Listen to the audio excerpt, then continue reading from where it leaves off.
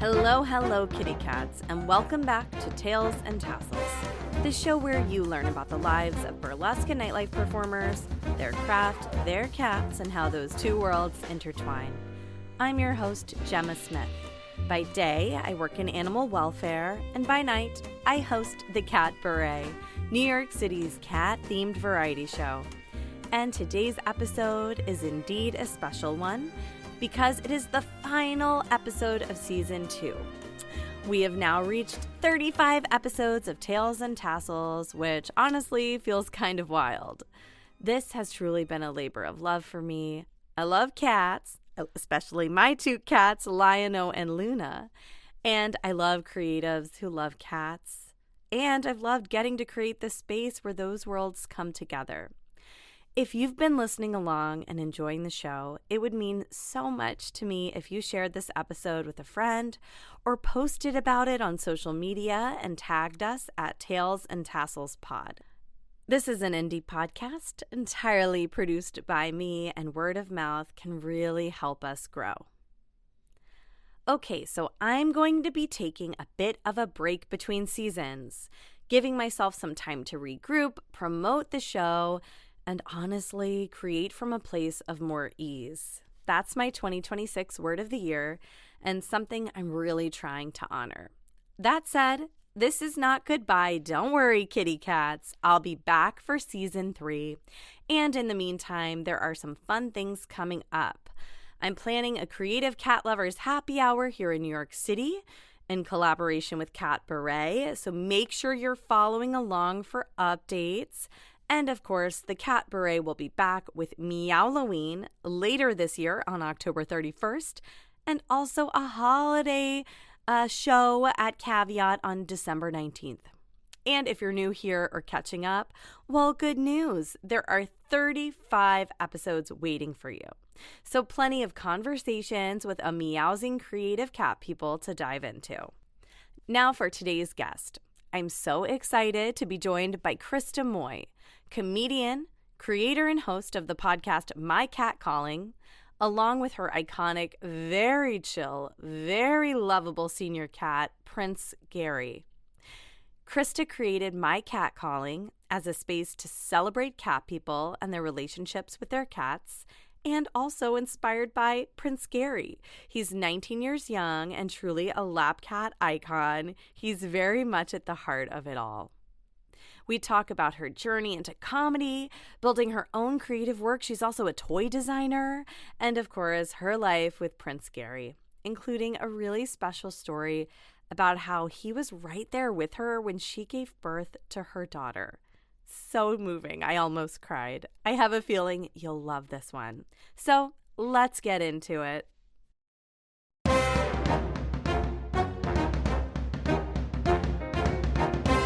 I have Krista with Prince Gary in her lap. Thank you so much for joining me today. Thank you so much for having us. Prince Gary just finished his treat for being on the podcast, so he's very ready to settle in and chat.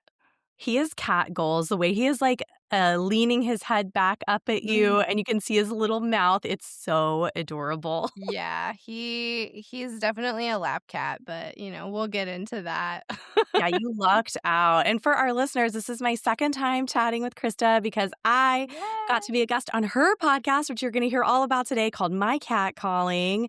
Krista's also, a comedian and cat mom extraordinaire. And so we're going to learn a bit about you and your craft. And I can't wait. I'd love for you to come back to the East Coast. I know you're based in LA, but it'd be so fun to have you at Catbaret. You're a stand-up comedian. So how did comedy first enter your life? What kind of drew you to performing?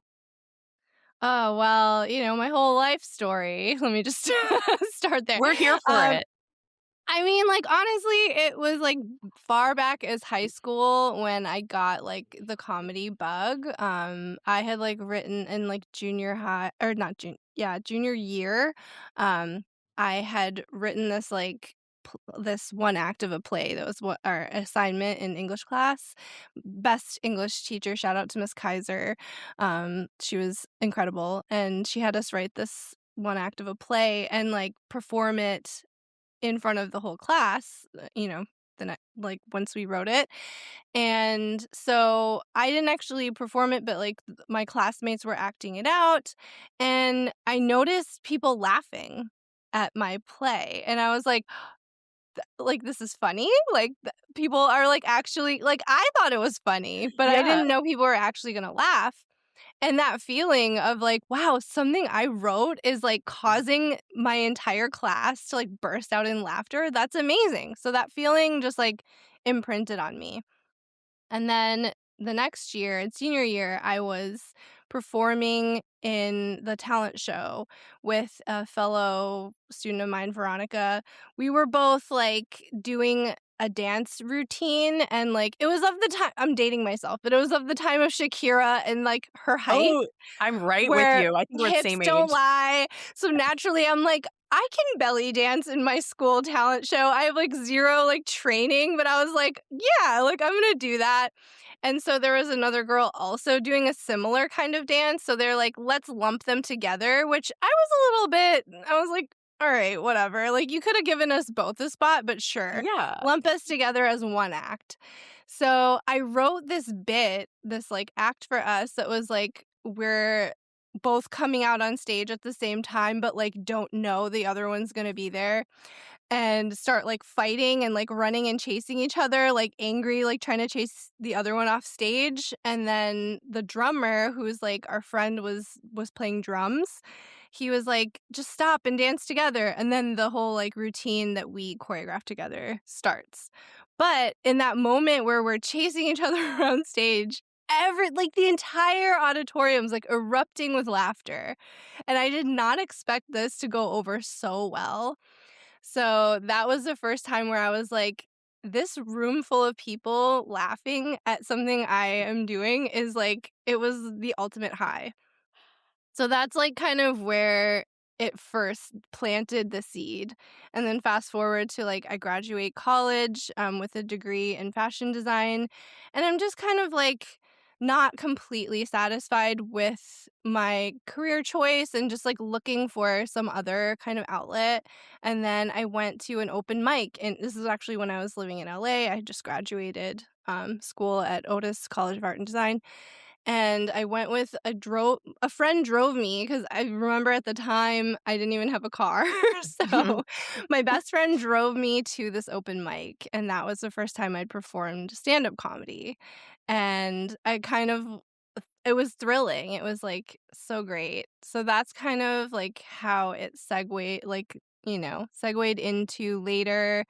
I think it was like 2017 when I finally decided to like take an improv class and like follow this like more Mhm. seriously, like things that I have kind of just like dabbled in the past. So then from like doing improv, then I started doing more open mics and like doing the circuits around New York City, and really just like diving into the world of comedy head first. And it came around a time when I was working from home. Like I Mhm. had switched into working from home. So I was looking for more human connection and just like, something that I didn't really get working from home that I like previously, had people at the office and we could chat and I could make my jokes there, but then at home I'm just kind of like I need to talk to somebody. So Absolutely. let me go do stand up. So that's kind of how that happened.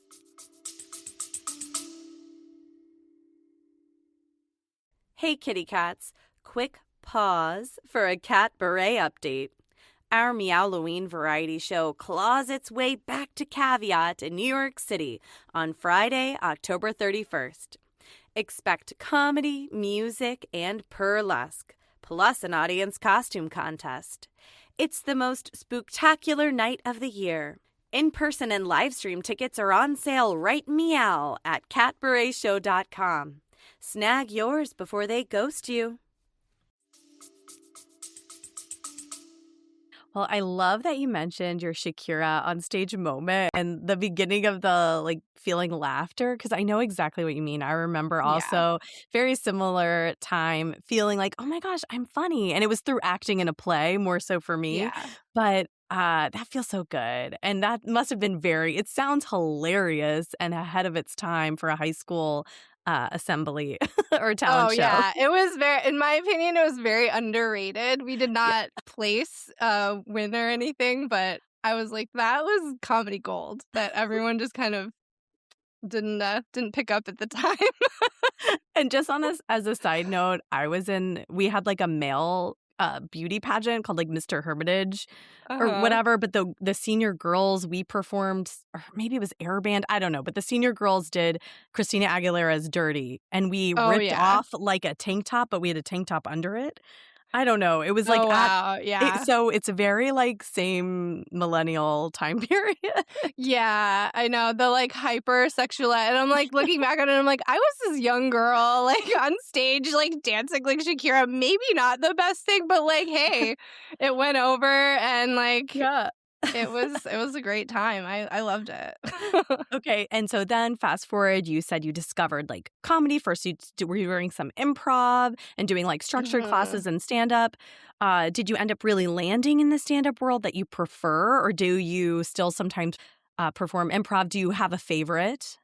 I think stand-up just was a little bit more, able to, like, partner my, like, writing with, Ah, creating my yes, own act.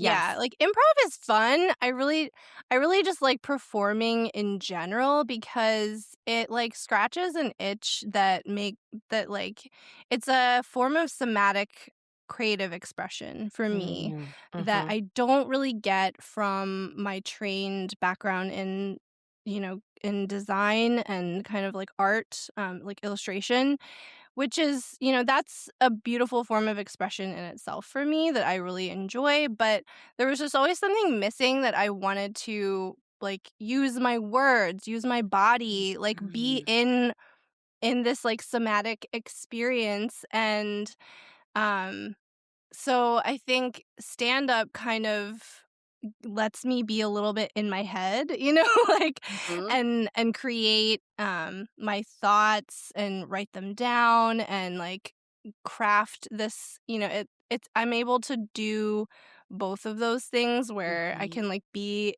alone and kind of noodle over my jokes and then write them and perform them and see if they land and kind of the best of both worlds for me. Improv is great though because it just like gets you out of your head and like you have to really respond to a partner and you have to like think more in the moment. So I think it was a very crucial part for me of understanding comedy because the audience is like your other scene partner in a sense with stand Mm-hmm. up. Like you And have you to never know how they're gonna react. yeah, like, you have to be aware of them and, like, know if your jokes are landing, otherwise you're just having an experience on stage by yourself, which is very, egotistical, but, like, understanding the audience and their reaction is, like, one very key component in stand-up, so I think having that improv experience definitely helped that, but I do love stand-up, and I love just, like, being able to create your own act and, like, let it evolve over time. That makes a lot of sense. I love that ownership. It's similar. It's different than burlesque, but in a way similar in that like you have a concept, you're creating that Yeah. act, you're performing it on stage, and then you're evolving it based on audience reaction. And Yeah. in preparing for this podcast, I thought about asking you. Of course, we're going to get into your podcast and being a stand-up comedian, but you're a designer by day. I mean, by trade. You're trained as Mhm. an illustrator, and you said fashion design. Could you share a little bit about that too? Yeah, so I graduated with a degree in fashion design, and then I ended up in toy design actually, because I just really wasn't super thrilled with the fashion industry at the time, and still not. So, I interned a little bit in fashion design in New York, at a couple companies, and I ended up as a doll designer, and it just has been such a fun experience. And there's like definitely an element of comedy in toy design. Like if you have that sort of like just zany attitude toward it that, like, is a little bit out there and a little bit, like, you can create something, like, really funny and, something that, like, brings a smile to somebody's face, and I think that aspect of it is similar to what I like about comedy, is just, like, crafting something that, like, can trans it's like a form of alchemy to me, Mm. like, you can, like, change an energy in somebody and, like, create a connection with somebody, that wasn't, like, formerly there, and it's such a fun way to just bring joy and to lighten an energy. Ah, yes, and can you are you able to share, I don't know if it's, like, confidential, any toys that you've created or any cat I know you've created some design for your podcast too. Yeah. Yeah, yeah. So I design everything for my podcast. That's like everything you see is all me. I don't really have I don't have anybody helping me with it. So that's all me. And then I've like designed these like little cat heads. Let me grab one. So these are like little plushes that I've been making for the show. So This is like cool. Prince Gary. And then this is like another one that I thought was cute. Very cute. Um, Little orange so one. yeah, they're like little handmade ones. But as far as like what I've designed, I I did do a line of dolls that are cat themed that never, like, got picked up, but I designed, like, a whole thing around them. I don't know if if I should talk about that since it never, like, went anywhere, but that was, like, really, really exciting, and that kind of was, like, around the time that I wanted to start this podcast, like, that I started thinking about this podcast. So, yeah, I definitely have always felt inspired by cats, but yeah, I've designed for like Disney, Marvel. I designed like I helped work on a like $3,000 Elsa doll that ended up being bought by Beyonce for Blue Ivy's. I think it was her like third birthday party or something like that. She was very young at the time. And it was like a custom like one-off that we did. So that was like the most like exciting thing that I ever did because I love Beyonce. Yeah, that's bragging rights. I was like, "That Yeah. is extremely exciting. She is an Yeah. icon." That is Yeah. awesome. Oh, you're so creative by day, and then you're so creative, performing stand-up comedy. You've lived and performed both in New York and LA. How do the Mhm. comedy scenes differ for you? Do you prefer one? Um, I mean, it's hard to say what I prefer. I think like just in New York, I felt maybe it was just, like, I was younger at the time, I'm not sure, but I felt like it was a little bit more accessible. Mm. Everything feels more accessible in New York because you don't have to deal with LA traffic. That's, Mhm. like, the worst, part about LA is, like, just that you need a car, and you have to sit through traffic, and things are just, like, really, really far, and so I think for me, that's, like, stopped me from, like, being motivated to, like, do more in comedy in LA and, like, just, like, go out there and, like, really, just drive. Ugh, Driving is, like, sounds such a horrible. Yeah. it's a huge part, honestly, of the LA scene, and, like, it's, like, the unseen part of, the resume of an LA comedian, I think. But, in New York, you can just hop on a train, you don't need a car. Like, you can just, I remember I would go to this, like, dog cafe after my therapy, and one day a comedy show just, like, rolled in, like, as I was sitting there, and I, like, talked to the host, and ended up, like, being booked on that show, and it's just, like, one of those things, like, you're just around in New York, and, like, you just find comedy, and it's, like, down the street, and you can just go. Like, I remember I lived in Brooklyn, and there were many shows that I could just, like, walk to. I Mhm. didn't even have to, like, travel very far, so, I think that was, like, what I noticed the most about, Mhm. New York versus LA, but as far as, like, is one better? I don't know. I think New York has its own, like that's, like, where you're, like, a serious I don't know, like, I think a lot of LA, it's, like, acting and comedy, and New York, I think you can get by with just being a stand-up. I'm not sure. Maybe I'm wrong with that these days, but Well, it makes sense. There's a lot of like multi-hyphenates in yeah. LA. And I'm wondering, since because of the driving and it being so spread out, is that a big part of what inspired you to start My Catcalling podcast? Because you still wanted to create and chat and connect with folks? Can you tell us a bit about your podcast too? Yeah. So, definitely a huge reason why I started the podcast. I So back in 2020, was it 2022, 21? A couple years ago, I after the pandemic, everything kind of went virtual. Mhm. And that's where like we were all doing, virtual comedy. I don't know. Was your I Catbaret did did it have like a virtual moment? I did one virtual one. I was getting depressed. I missed people, Yeah. and I did a virtual one. Yeah, you're right. There was Yeah. so much Zoom Yeah, there was a thing. lot of that, and, so I had, like, gotten asked to be a host of this show that I created on my own with, a fellow producer for a network that no longer exists, but, it was called My Moy Meets World, and I would, like it was my comedy show that I would just have, like, friends on, and I got to host, and so that was kind of my first time, like, hosting a show and, like, creating something online and, like, this, like, virtual space,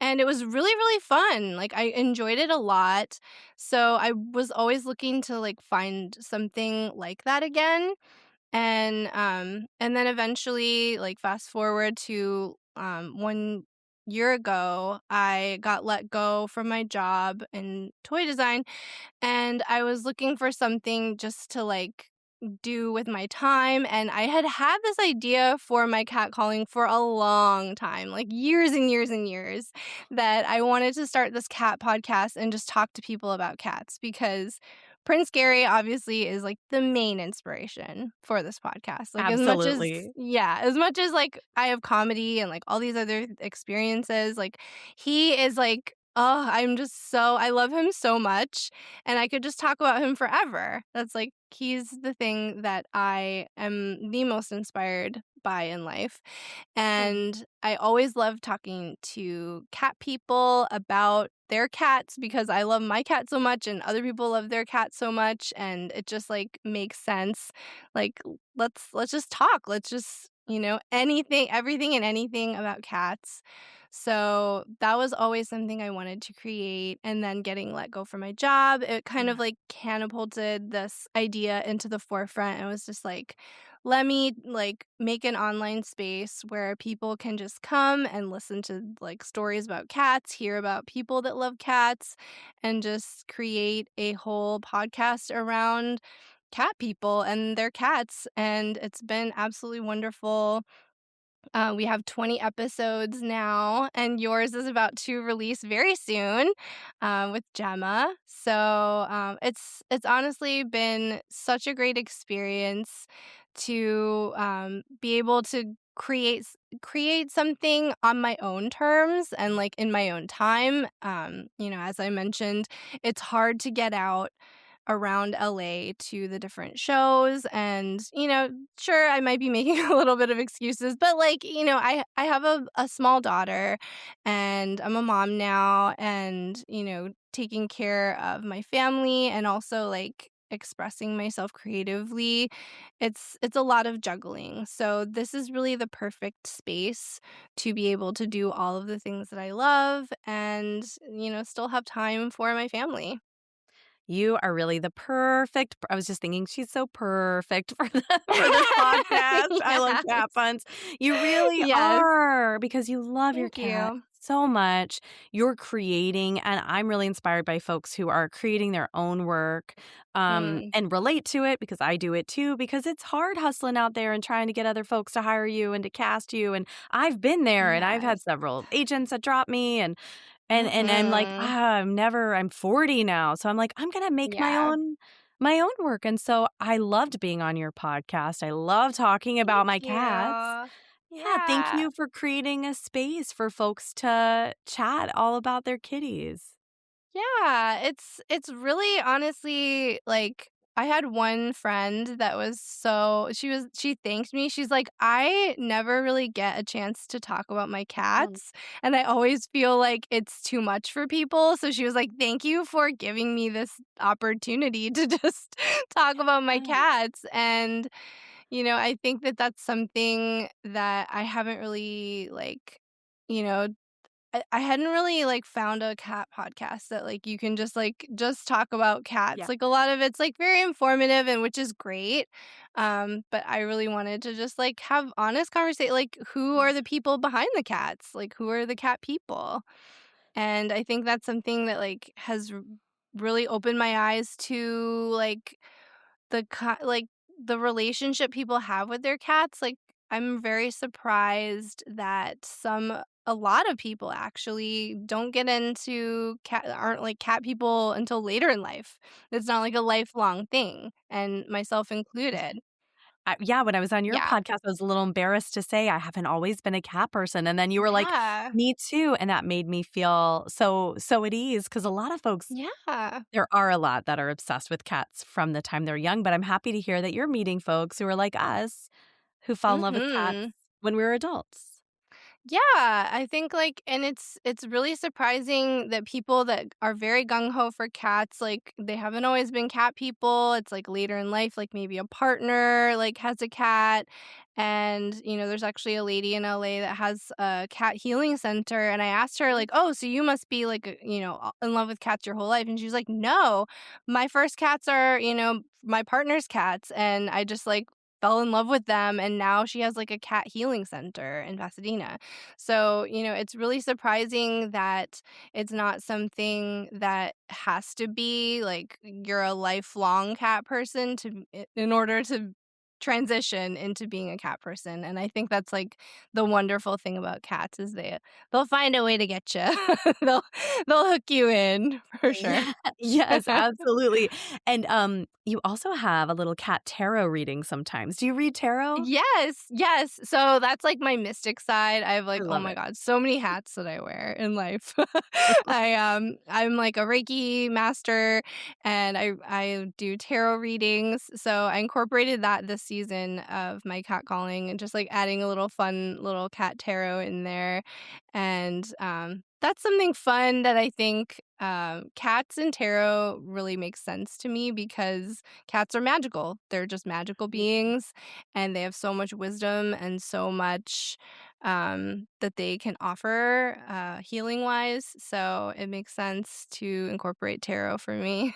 I agree. I've had a tarot reader at Catbaret before with her little Yeah. cat tarot cards, and we had Yeah. audience members come on stage. That's so Yes. cute. Cats are mystical and healing. Like, I feel like Hmm. when my cats purr, their energy is, like, healing to me, For the sure. frequency. Yeah. Well, Yes. let's get into your big inspiration, your love, the love of your life, your soul cat, My soul Prince cat. Gary. Yes. Where did he go? Prince, Yeah, where'd you you can go? get him. He's sitting on the floor. Let me go grab him. Yeah. Oh, here's Prince Gary. He is just a big bag of love. He's just so um yeah, so I met Prince Gary back in it was almost 10 years ago.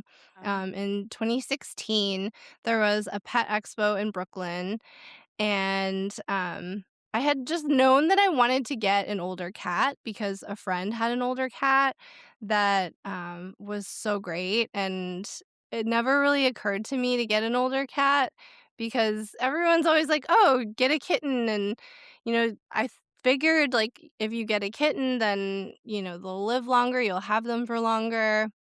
But kittens are a lot of work. Mhm. And I had a kitten at one point that, I ended up rehoming because of, a breakup and a move and all of this stuff. And so in 2016, I was like, I really want a cat.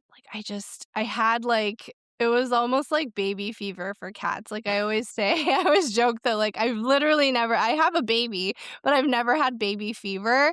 I've only had cat fever that, like, you're just like, "Ugh," like, your ovaries almost ache. You're like, "I just want a cat." Like, oh my and you just see all these cats, and you're like, "I just need a cat so bad." So I was definitely having cat fever and I went into this expo looking for an older cat and only found like younger kittens, like very small cats.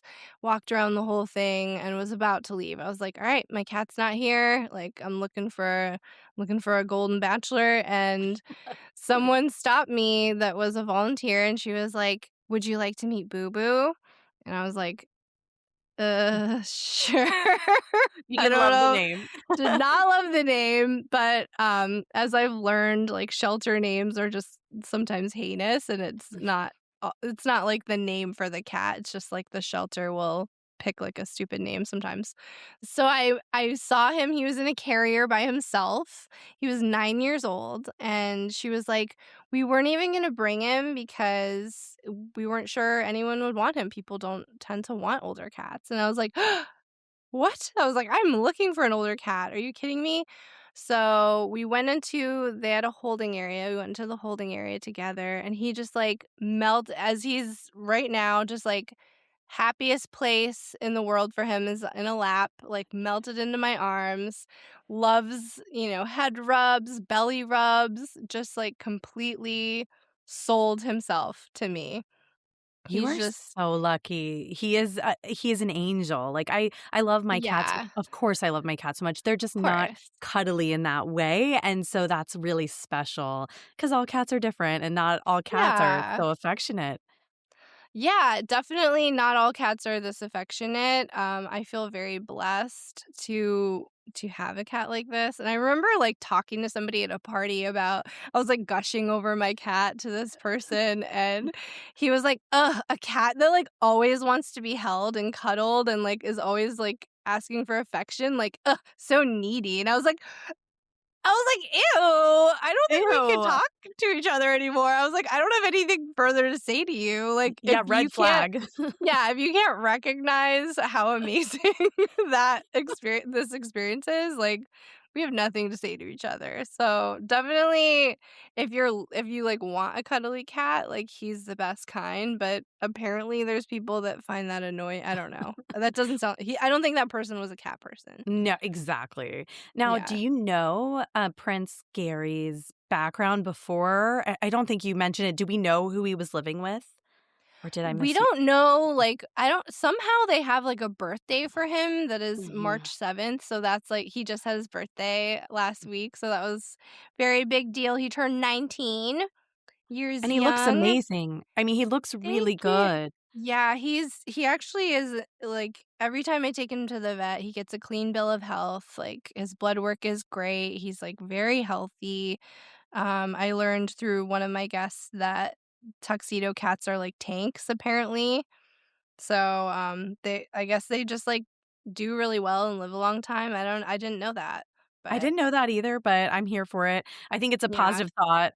Like, Yeah, go with it. Yeah, I like, love it, yeah. yeah. Like, I wasn't expecting him to, like, live forever, but I'm very, very obviously very happy that he is doing so well.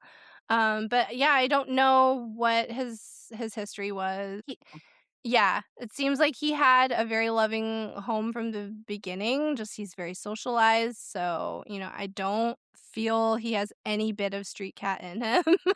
I d I genuinely think, he's been indoors his entire life because I've tried to take him outside and he gets terrified.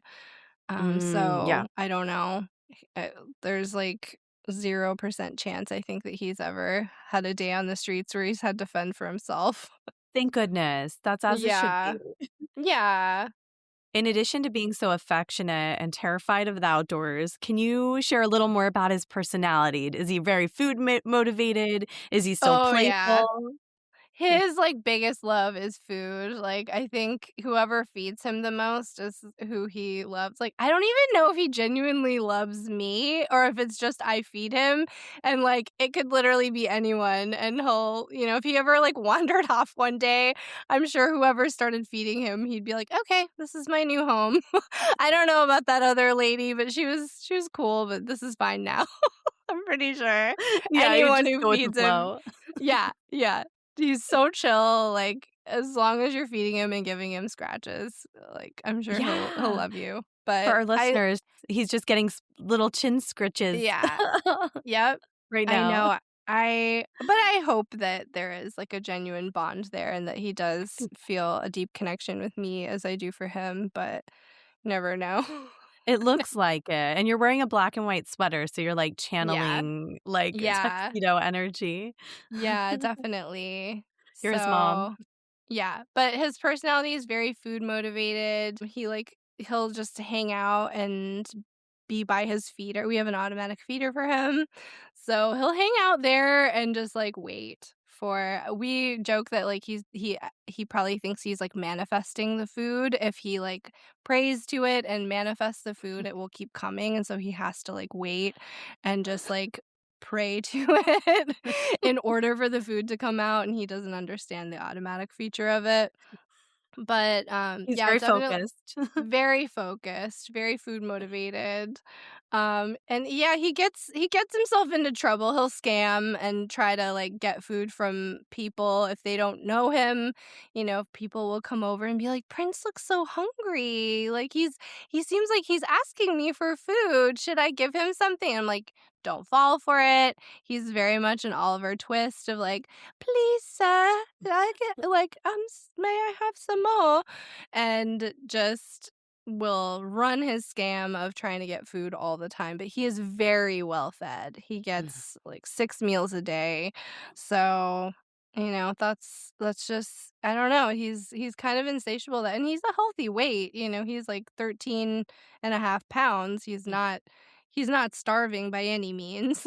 So, Y Yeah, the smaller meals a day are supposed to be better too for them because it's yeah, like more frequent feedings. Because that's if they were cats in the wild chasing mice, exactly. have smaller meals more often, so you're doing it really right.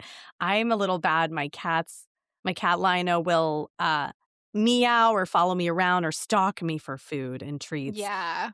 and I have a hard time not acquiescing, so I'm I know. It is hard. It is very hard.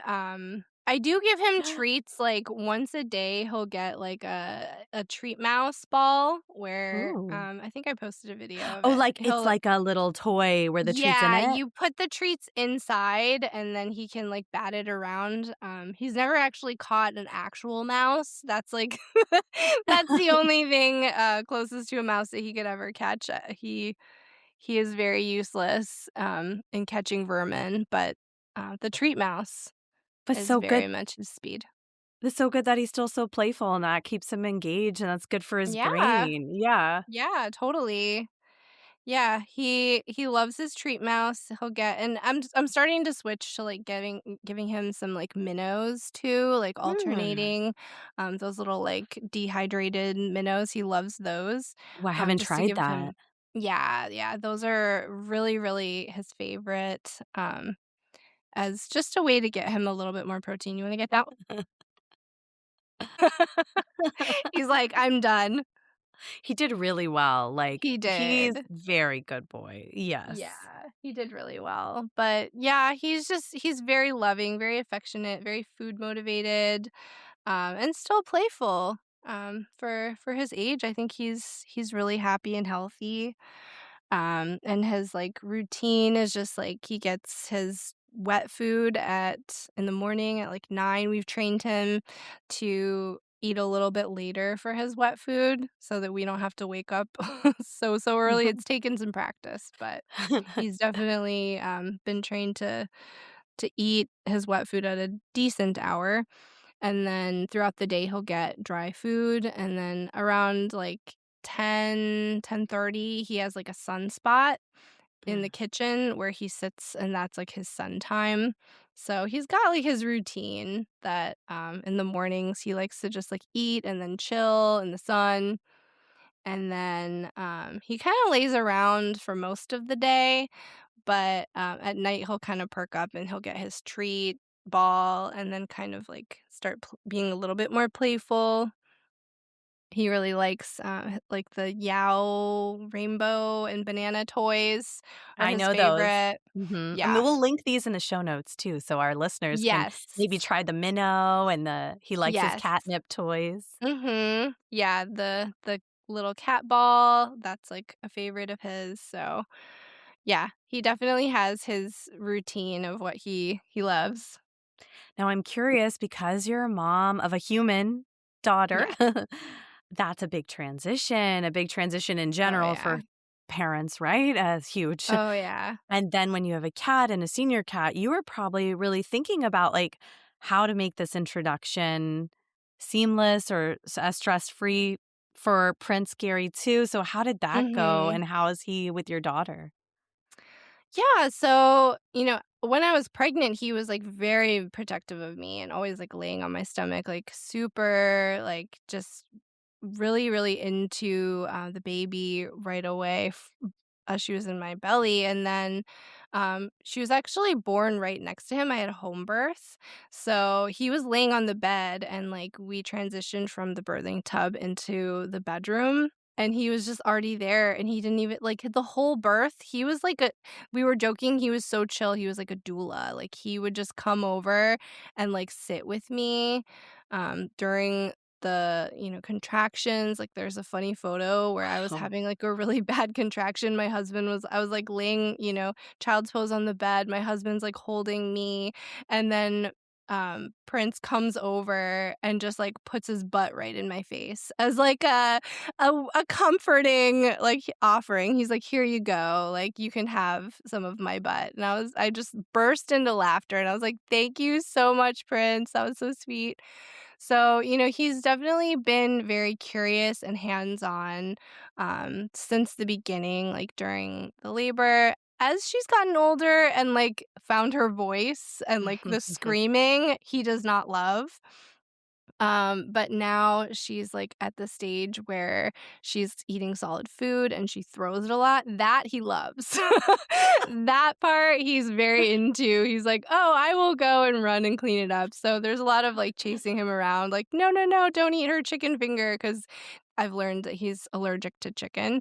Mm, So, yeah, it's definitely been a big task to balance, like, monitoring her and monitoring mhm. him, and, like, I think teaching her how to respect him is a big challenge, because, he's an older Yeah. guy, he's very chill, he's like a grandpa, he just wants to lay around, and she's very high energy, wants to, Mhm. like, grab and Yeah. pull and scream, and when he walks in the room, she's still like, "Ah!" Like, she gets very excited over him, and he's just like, "I don't know what this is about."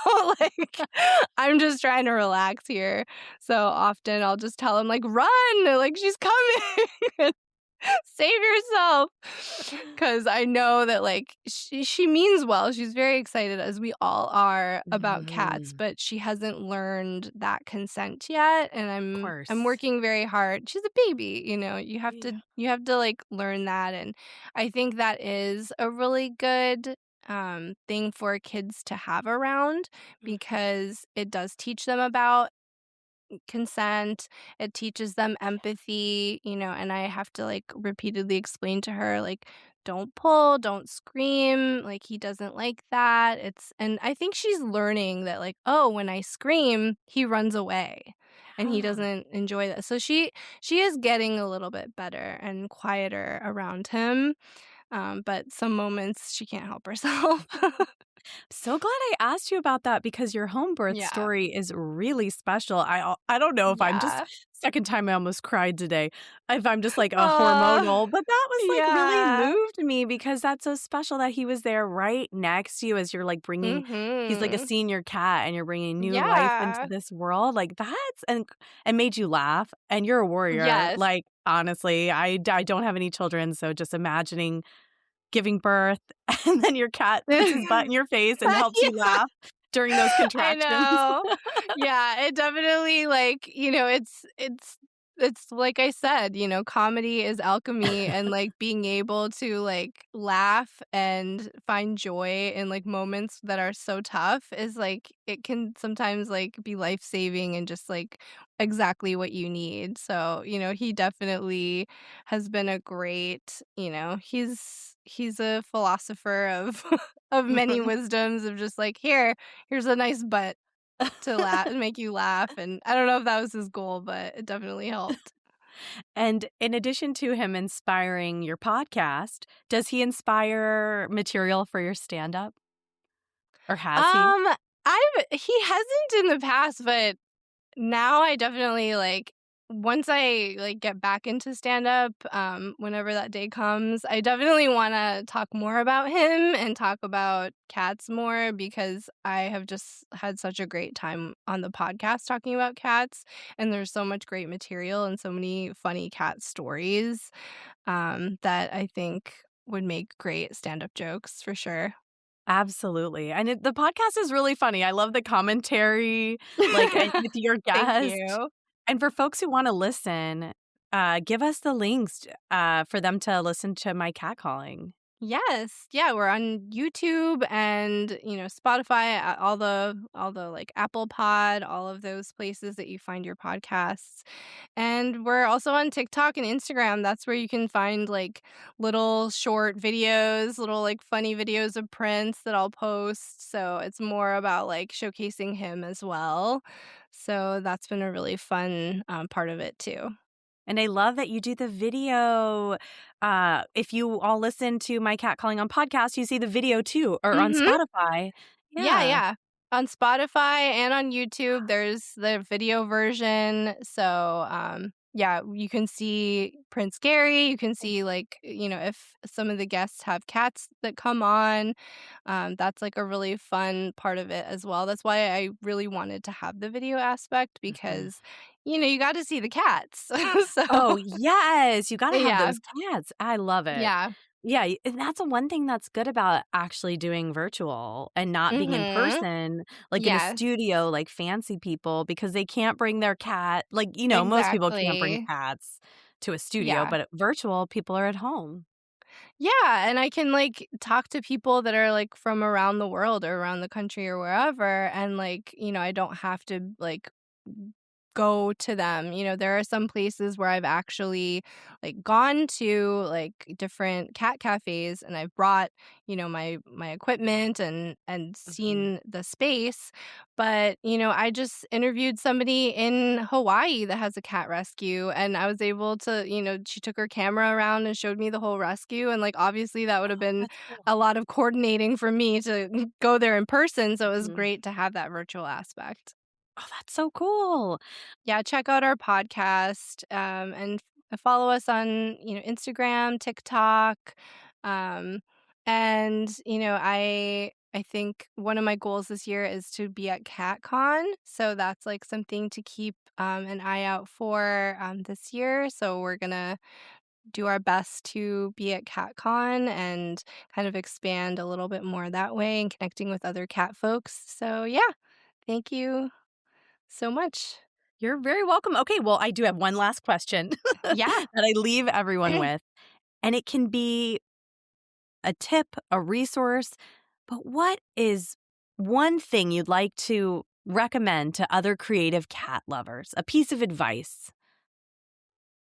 I would say, let your passion for cats lead. I think there's like a really big temptation to like get too like perfectionist about, at least in my experience, like being so focused on like the craft aspect of it, um, like that leading as opposed to just like your passion for cats. Like, I think, wanting something to be successful is one thing, but, just enjoying the time that you have with like creating your cat content or whatever it is, your cat projects, and letting that passion really come through and lead and kind of be your focal point really has made a huge difference for me in creating my podcast because, there's a lot of ways to do things and I think it can kinda get